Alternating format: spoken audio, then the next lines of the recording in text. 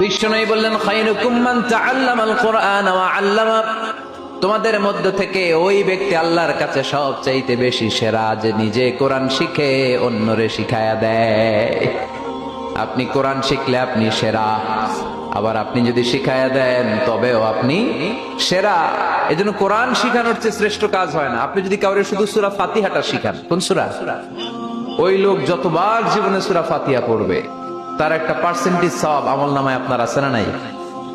আবার ওই লোক যদি কাউরে এই সূরা ফাতিহাটা শিখায়, আবার যারে শিখালে যদি আবার আরেকজনরে শিখায়, এভাবে যতজনকে শিখাবে প্রত্যেকের সওয়াব থেকে একটা পার্সেন্টেজ সওয়াব আপনার আমলনামায় দিয়ে দিবে কে?